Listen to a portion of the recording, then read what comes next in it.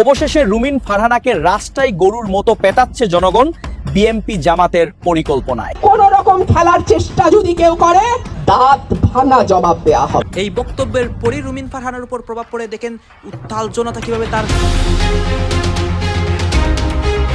এদিকে আজ রাজপথে কঠিন প্রভাব পড়ে রুমিন ফারহানার উপর।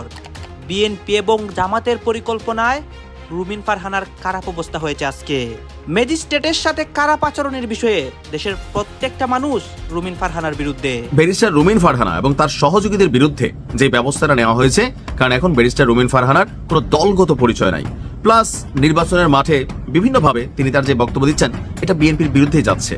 আর যদি বিএনপির বিরুদ্ধে যায়, প্রশাসনে যারা আছেন তারা তো রিঅ্যাকশন দেবেনি।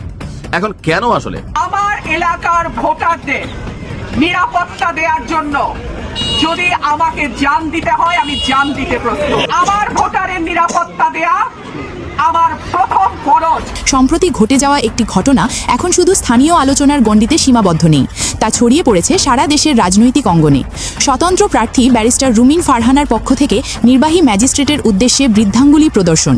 ইউনূস সাহেব 24 ঘন্টাও তার দপ্তরের দাপ্তরিক চিঠির গোপনীয়তা রক্ষা করতে পারেন নাই।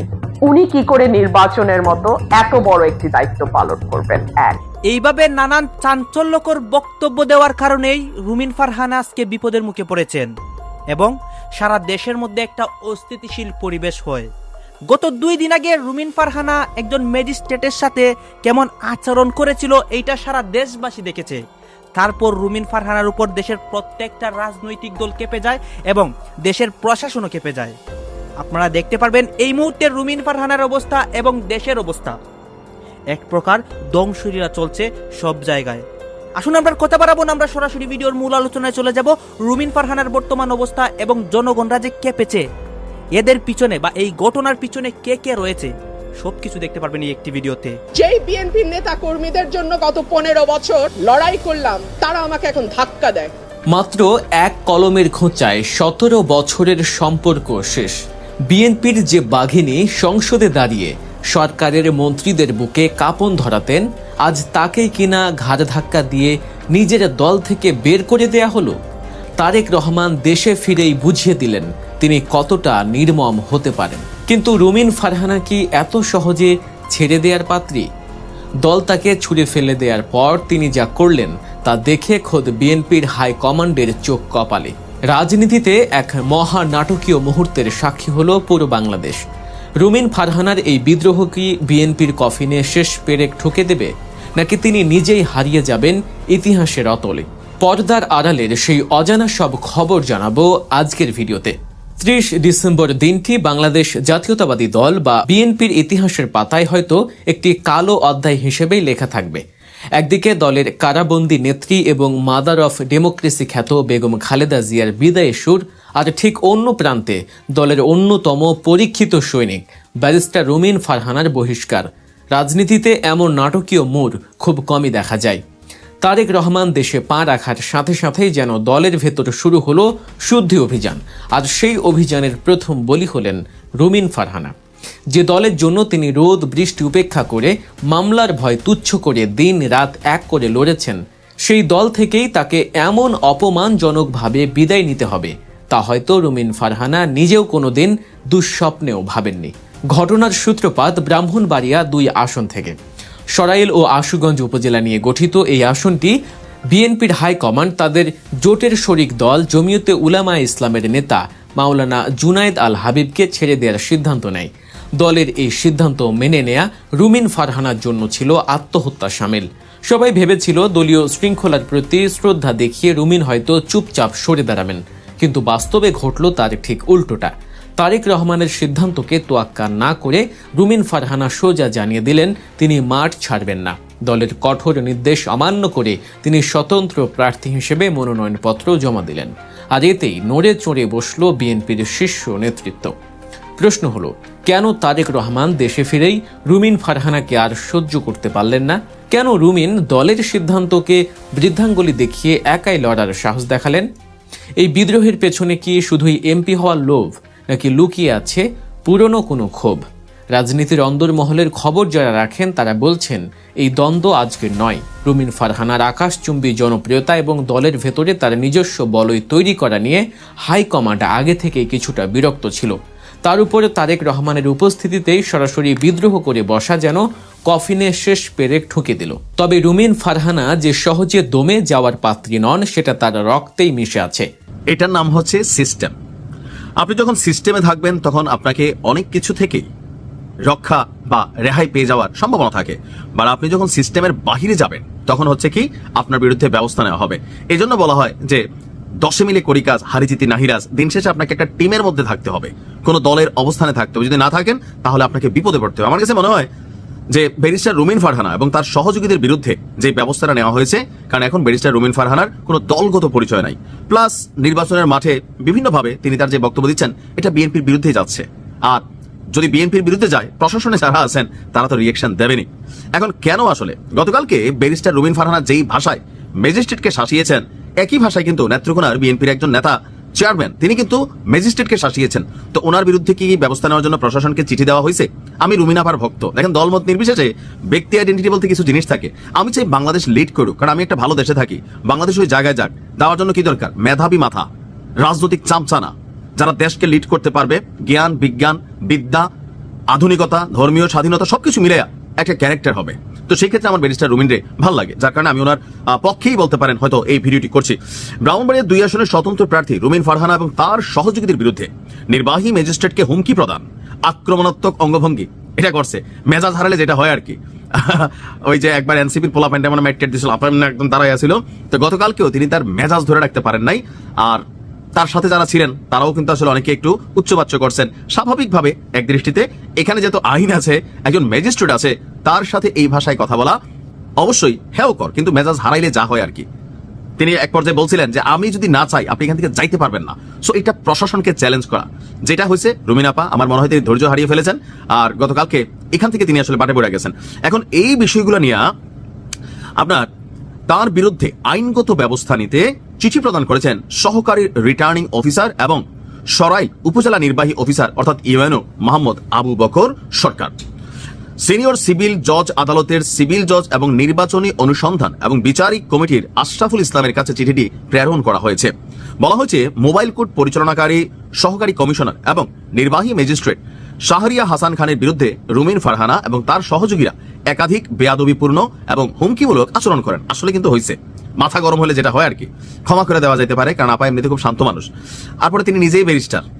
আচ্ছা, রুমিন ফারহানা বারবার ম্যাজিস্ট্রেটের দিকে আক্রমণাত্মক বৃদ্ধাঙ্গুলি এবং আঙ্গুল উঁচিয়ে ইংরেজিতে সতর্ক করে বলেন, this is the last time I warning you and I will not listen to this. তো বাংলায় যেটা যে আপনি পারলে, আপনার বাংলায় বলছেন আপনি পারলে থামাই দেন, আজকে ভদ্রতা দেখাচ্ছি, নেক্সট টাইম কিন্তু এই ভদ্রতা করবো না, এটাও এখানে উল্লেখ আসছে। বুড়ি আঙ্গুল দেখানো, আপনারা কিচ্ছু করতে পারবেন না। তারপর হচ্ছে তার বিরুদ্ধে আরো অভিযোগ হচ্ছে উপস্থিত জনতাকে দেখিয়ে হুমকি দেন এবং জনগণকে খেপিয়ে মব সৃষ্টি করার চেষ্টা করেন। তিনি বলেন, আজকে আমি আঙ্গুল তুলে বলে গেলাম, আমার এই মানুষ এখান থেকে বাইর হইতে পারবেন না, মাথায় রাখেন। তো এখানে অনেকের বিরুদ্ধেই আসছে। তো এখানে যেটা হবে, আপনার নির্বাচনী আচরণ বিধি যেটা, সেটা লঙ্ঘন হয়েছে 100%। তো সেই ক্ষেত্রে তিনি হয়তো শোকজ হবেন। তার প্রার্থিতা যেহেতু বৈধ, গ্রেপ্তার হবেন না, এই মুহূর্তে তাকে গ্রেপ্তার করা হবে না। বাট আইনিগত কিছু নির্বাচনের আগে জটিলতায় পড়তে পারেন, প্রচারণার ক্ষেত্রে লিমিটেশন আসতে পারে, আবার দিন শেষে গ্রেপ্তারও হইতে পারে, আমি জানি না। বাট আমার মনে হয় না, যেহেতু তিনি একজন ব্যারিস্টার, আইনের সব ফাঁক ফোকর বোঝেন। তারপরেও আর কি, যে রেগে গেলেন তো হেরে গেলেন। তো রুমিন ফারহানারে বলবো যে আপা আপনার মেজাজ ঠিক রাখতে হবে।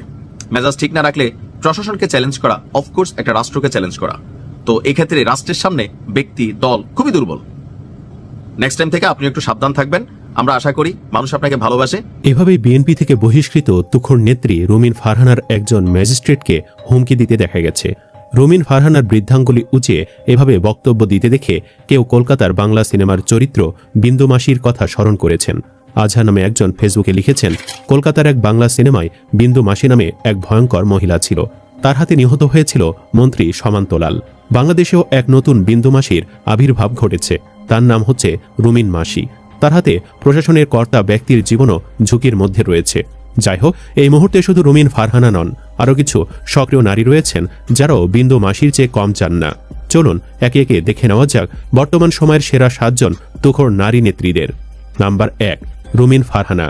ধানের শীষের মনোনয়ন না পেয়ে রাগে ক্ষোভে বিএনপির বিরুদ্ধে অবস্থান নিয়েছেন সময়ের সবচেয়ে আলোচিত তুখোড় নেত্রী ব্যারিস্টার রুমিন ফারহানা। এই নেত্রী তার জ্বালাময়ী আর যৌক্তিক বক্তব্য দিয়ে শুরু থেকেই আলোচনায় রয়েছেন। এই জ্বালাময়ী বক্তব্য তাকে আওয়ামী মহলেও আলোচনার কেন্দ্রবিন্দুতে নিয়ে এসেছিল। শত নির্যাতন সহ্য করেও আপোষ করেননি স্বৈরাচারীদের সাথে। তবে সম্প্রতি সেই রুমিন ফারহানাকেই ধানের শীষের মনোনয়ন দেননি তারেক রহমান। বিষয়টিকে অন্যায় মনে করছেন অনেকেই। ম্যাজিস্ট্রেটের সাথে রুমিন ফারহানার কি হয়েছিল, চলুন সেদিকে তাকানো যাক। ব্রাহ্মণবাড়িয়া 2 আসনের স্বতন্ত্র প্রার্থী রুমিন ফারহানার মত বিনিময় সভায় হঠাৎ গিয়ে হাজির হন নির্বাহী হাকিম, যা দেখে চটে যান স্বতন্ত্র এ প্রার্থী। অভিযানে আসা ভ্রাম্যমাণ আদালতের নির্বাহী হাকিমের সঙ্গে বিতণ্ডায় জড়ান দলের সিদ্ধান্তের বাহিরে নির্বাচনে দাঁড়ানো বিএনপির বহিষ্কার হওয়া এই নেতা। ক্ষিপ্ত হয়ে নির্বাহী হাকিমকে বৃদ্ধাঙ্গুল দেখান তিনি। বলেন, প্রতিদ্বন্দ্বী প্রার্থীদের ক্ষেত্রে কিছু করা না হলেও তাদের বেলায় বাধা দেওয়া হচ্ছে। শনিবার বিকালে সরাইলের নোয়াগাঁও ইউনিয়নের ইসলামাবাদ এলাকায় এ ঘটনা ঘটে। পরে মতবিনিময় সভা করে আচরণবিধি লঙ্ঘনের অভিযোগে নির্বাহী হাকিম শাহরিয়া হাসান খানের ভ্রাম্যমাণ আদালত রুমিন ফারহানাকে 40,000 টাকা জরিমানা করে। পরে তার সমর্থক মোহাম্মদ জুয়েল জরিমানার টাকা পরিশোধ করেন। ভ্রাম্যমাণ আদালতের সঙ্গে রুমিনের বাগবিতণ্ডার একটি ভিডিও সামাজিক যোগাযোগ মাধ্যমে ছড়িয়েছে। এতে এই স্বতন্ত্র প্রার্থীকে বলতে শোনা যায়, "excuse me sir, this is the last time I warning you." এ সময় নির্বাহী হাকিম শাহরিয়ার হাসান বলেন, "আচরণবিধি লঙ্ঘন করলে তো আমরা ব্যবস্থা নেবই।" তখন রুমিন ফারহানা বলেন, "সব জায়গায় হচ্ছে।" পাশের একজন বলেন, "আপনাদেরকে বৃদ্ধাঙ্গুলি দেখাই কিছু বলতে পারেন না।" তখন রুমিন বৃদ্ধাঙ্গুল দেখিয়ে বলেন, "এরকম দেখায় আপনাদেরকে, প্রশাসনে বসে আছেন, খোঁজ নেন।" পাশের কর্মীদের সবাইকে চুপ থাকতে বলে রুমিন বলেন, "আজকে শুনছি, আঙ্গুল তুলে বলে গেলাম, ভবিষ্যতে আর শুনব না। আমি যদি না বলি এখান থেকে বের হতে পারবেন না। বের হতে পারবেন না স্যার, মাথায় রাখবেন। আমি রুমিন ফারহানা, কোনো দল লাগে না।" আমার এলাকার ভোটারদের নিরাপত্তা দেওয়ার জন্য যদি আমাকে জান দিতে হয়, আমি জান দিতে প্রস্তুত। আমার ভোটারের নিরাপত্তা আমার 1 নম্বর প্রায়োরিটি। আমার ভোটারের নিরাপত্তা দেয়া আমার প্রথম ফরজ। এরপরে আমি অন্য কথা বুঝবো। আমি সকলকেই বিনীতভাবে বলি, যার যার ভোট শেষে করুন, যার যার প্রার্থীর পক্ষে শেষে প্রচারণা চালান। নির্বাচনকে নোংরামিতে পরিণত করবেন না। জনপ্রিয়তা যার বেশি, মানুষ যাকে চায় সেই নির্বাচিত হবে। বাপের মতোই বেটিরও কপাল কিনা, বাপও স্বতন্ত্র, বেটিও স্বতন্ত্র। 17 বছরের দীর্ঘ বনবাস আর রাজপথের লড়াকু জীবন শেষ করে তারেক জিয়া যখন দেশে ফিরে আসছেন, ঠিক তখনই বিএনপির ঘরে শুরু হয়েছে এক প্রলয়ঙ্করী ঝড়। যে নেত্রীকে এতদিন মনে করা হতো বিএনপির অঘোষিত মুখপাত্র, যার ক্ষুরধার যুক্তির সামনে টকশোতে বাঘা বাঘা প্রতিপক্ষ কুপোকাত হতো, আজ সেই ব্যারিস্টার রুমিন ফারহানাই রুখে দাঁড়ালেন লন্ডনের নির্দেশের বিরুদ্ধে। দলীয় সিদ্ধান্তের তোয়াক্কা না করেই ব্রাহ্মণবাড়িয়া 2 আসনে স্বতন্ত্র প্রার্থী হিসেবে মনোনয়ন ফর্ম সংগ্রহ করেছেন রুমিন ফারহানা। বলে দিয়েছেন, দরকার হলে পদত্যাগও করবেন দল থেকে। কিন্তু কেন রুমিনের এই চরম সিদ্ধান্ত? রাজনীতির ময়দানে এ যেন এক চরম নাটকীয়তা। মির্জা ফখরুল ইসলাম আলমগীর যখন দলীয় শৃঙ্খলা আর জোটের ঐক্যের দোহাই দিচ্ছেন, তখন রুমিন ফারহানা বলছেন, আমি নির্বাচন করবই। তারেক জিয়ার চেইন অফ কমান্ড কি তবে ভেঙে পড়তে শুরু করেছে? ব্রাহ্মণবাড়িয়া 2 আসনে কি এমন গোপন সমীকরণ আছে যার জন্য নিজের রাজনৈতিক কেরিয়ার বাজি ধরলেন এই হাই প্রোফাইল নেত্রী?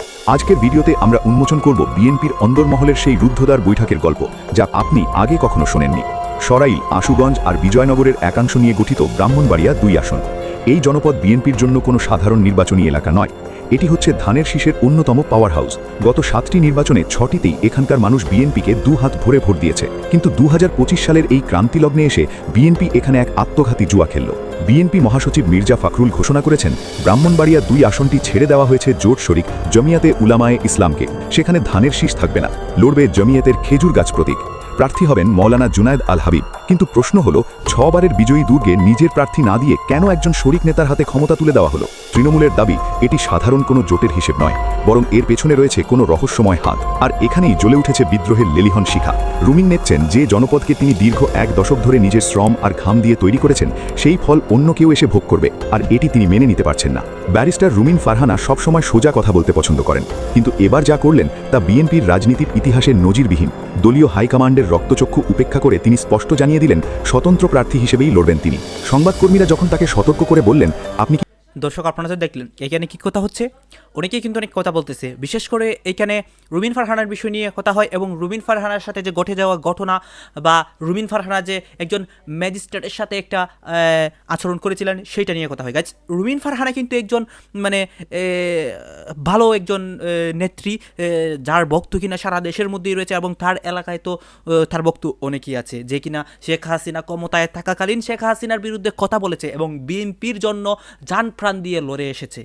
সে কিন্তু প্রতিনিয়ত ভালো ভালো কাজ করে, এখন তাকে নিয়েই অনেকে অনেক সমালোচনা করে গেছে। এই বিষয়গুলো নিয়ে আপনাদের মন্তব্য কি? আপনাদের মন্তব্যটা অবশ্যই আপনারা আমাদের কমেন্ট বক্সে লিখে যাবেন। আর হ্যাঁ, তখন আপনাদেরকে আমরা যা কিছু দেখিয়েছি সব কিছু আমরা সোশ্যাল মিডিয়া থেকে সংগ্রহ করেছি, এখানে আমাদের নিজস্ব কোনো মন্তব্য নেই বা আমাদের নিজস্ব কোনো সিদ্ধান্ত নেই। সর্বশেষ আপনাদের কাছে আমাদের একটা রিকোয়েস্ট থাকবে, আপনারা আমাদের চ্যানেলে নতুন দর্শক হয়ে থাকলে চ্যানেলটি সাবস্ক্রাইব করবেন এবং পাশে থাকা বেল বাটনটি বাজাবেন যাতে করে নেক্সট ভিডিওটা সবার আগে আপনাদের কাছে পৌঁছে যায়।